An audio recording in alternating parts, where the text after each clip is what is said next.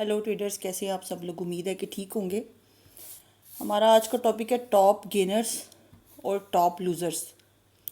जब भी हम बाइनेंस या कोई भी और एक्सचेंज खोलते हैं तो उसका जो होम पेज होता है या मार्केट्स का जो पेज होता है उस पे सबसे ऊपर टॉप पे जो आ रहा होता है hot coins, trendy coins, new coins, उसमें एक ऑप्शन आ रहा होता है उन ऑप्शंस के साथ टॉप गेनर्स और टॉप लूज़र्स का।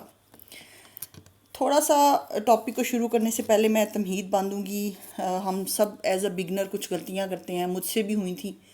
तो जब मैंने ट्रेडिंग शुरू की थी तो मैं टॉप गेनर्स को जाके बाय कर लेती थी या स्पॉट में बाय कर लेती थी और फ्यूचर्स में लॉन्ग कर देती थी।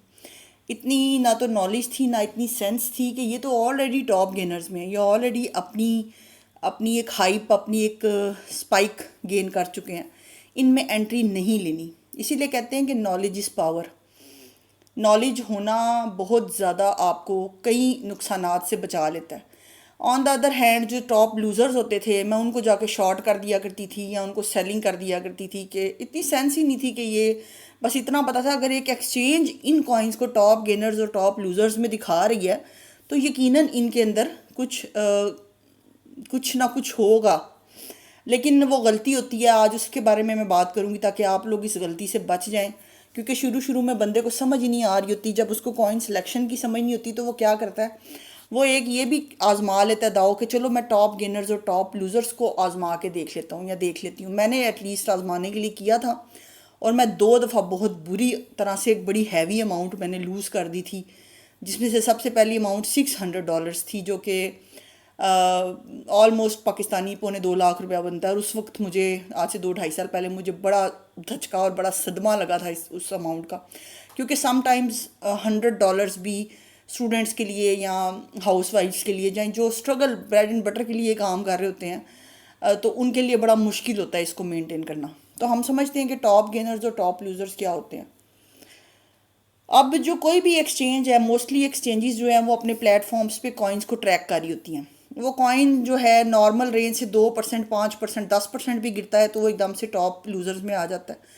सेम कॉइन अगले दिन हमें 5% गेन करके टॉप गेनर्स में भी नज़र आ रहा होता है।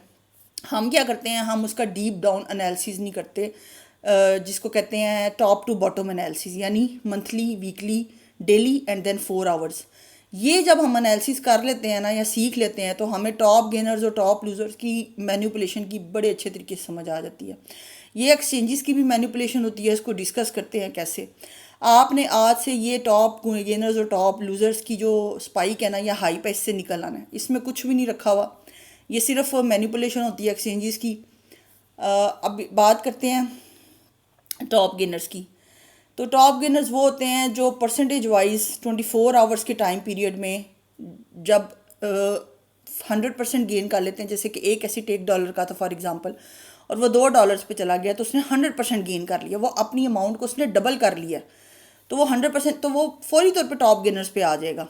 वाई इट हैपन्स, कोई न्यूज़ आ गई है, कोई हाइप हो गई है, लो मार्केट कैप कॉइन है, उसके अंदर किसी वेल ने एंट्री की है तो वो इजीली पंप हो जाएगा।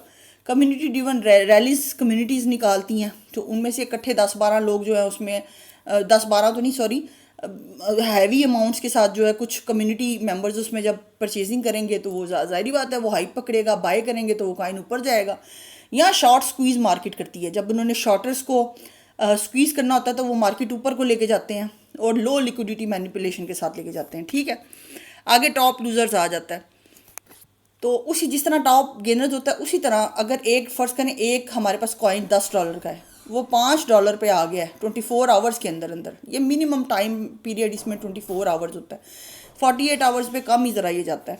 तो क्या होगा कि $10 वाला कॉइन जब $5 पे आ गया है तो इट मीन्स कि इसने अपना 50% लॉस्ट कर दिया, 50% वैल्यू लूज़ कर दिया। तो ये फौरी तौर पर जो है ना टॉप लूज़र्स में आ जाएगा। अब अगर आपने पिछला सिनेरियो देखा होगा इसका, 1 मंथ का, 6 मंथ्स का, 1 ईयर का, इवन डेज डेली का, तो आपको समझ आ जाएगी कि यार इसने ये छोटी सी किसी न्यूज़ वगैरह पे या कोई कम्युनिटी बेस या इसका कोई जिस तरह से क्रिप्टो में मैंने मनी रोटेशन पे वीडियो बनाई थी, उस तरह कॉइन्स में भी मनी रोटेशन होती है, कैटेगरीज में भी मनी रोटेशन होती है, कैटेगरी टू कैटेगरी। कॉइन्स के अंदर एक कैटेगरी के अंदर एक कॉइन पंप होगा, फिर दूसरा पंप होगा, फिर दूसरी कैटेगरी की तरफ मार्केट मेकर्स जाएंगे। तो ये चीज़ें भी होती हैं जो कॉइन को पंप और डंप करती हैं। अच्छा, why it happens, dump after pump. एक कॉइन ऊपर गया है, फ़र्ज़ करें 50%, 100% ऊपर गया है, उसने 50% तो डंप लेना ही है ना। उसने मार्केट आपको पता है मार्केट जिग जैग की सूरत में चलती है, रिकवर कर कर करके, करेक्शन कर करके चलती है। तो वो जो डंप आता है वो हमें एकदम से टॉप लूजर्स में नज़र आता है और हम कहते हैं ओहो ये कॉइन क्रैश कर गया। वो कॉइन क्रैश नहीं किया होता। सम टाइम्स ये होता है वो थोड़ा सा करेक्शन लेके वो अगले दिन दोबारा आपको टॉप गेनर में नज़र आता है।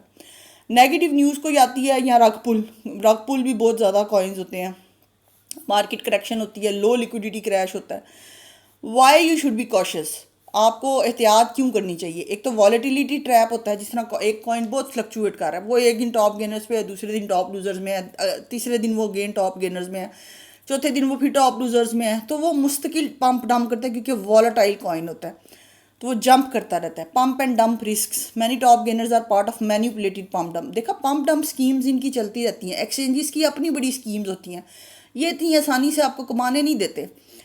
इस फील्ड में रहने के लिए आपको ईगल आई रखने की ज़रूरत है। फॉलिंग नाइफ्स, अब जो छुरियाँ गिरी होती हैं, आप एक छुरी को ऊपर उछालें अपने सर के ऊपर और उसकी नोक, आप बड़े ज़्यादा चांसेस होते हैं उसकी नोक आपके सर के ऊपर आके घुस जाएगी।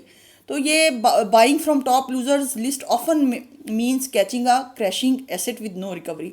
अब एक और एस्पेक्ट ये है कि मैनिपुलेशन के अलावा वो कॉइन गिर रहा है, रग पुल हो रहा है, उसमें कोई करेक्शन की उम्मीद नहीं है, उसकी स्टीम अच्छी नहीं है, नो स्ट्रॉन्ग फंडामेंटल्स, उसका कुछ भी वैल्यू नहीं है, उसकी यूटिलिटी नहीं है, यूज़ केस नहीं है उसका। तो वो भी आपको जो है ना, इसीलिए कहते हैं कि जब अपने कॉइन में इन्वेस्ट करना है तो आप सारी ये चीज़ें देख लिया करें। Better approach, look for coins with strong fundamentals and on going development. Fundamentals भी देखा करें, डेवलपमेंट्स भी देखा करें। Use technical analysis, market trends and volume indicators. Study market sentiment and news, not just price changes. Price change पे तो आपने ज़िंदगी में कभी भी किसी ट्रेड में घुसना ही नहीं है ना, वो एक बड़ी मैनिपुलेशन का बहुत बड़ा पार्ट ऑफ द गेम होता है।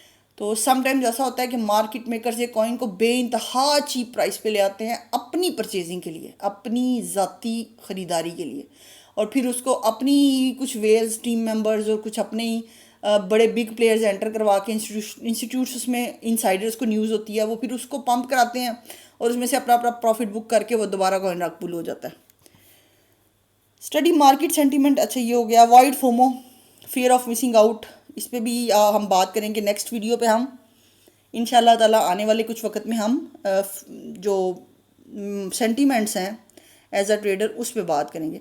अब हम अपने मोबाइल की स्क्रीन की तरफ चलते हैं और हम देखते हैं कि ये टॉप गेनर्स और टॉप लूजर्स आपको कहाँ पे नज़र आते हैं, और वहाँ पे चल के आपके मोबाइल स्क्रीन पे चल के बात करते हैं। तो चलते हैं अपनी मोबाइल स्क्रीन की तरफ और देखते हैं कि टॉप गेनर्स और टॉप लूजर्स आपको कहाँ पे नज़र आते हैं और हम किस तरह ट्रैप होते हैं। ये मेरी मोबाइल स्क्रीन है, इसमें मैंने बाइनेंस की एप्लीकेशन ओपन कर लिया, एक्सचेंज ओपन कर लिया बाइनेंस की, और ये होम, पहला पेज होम पे है। ये ऊपर नज़र आ रहा है आपको favourites, then hot, then alpha, new, ये गेनर्स और लूजर्स आ गए। 24 वॉल्यूम, मार्केट कैप, आपने देखें गेनर्स पे क्लिक हुआ है, तो हम इसको निकाल के देखते हैं।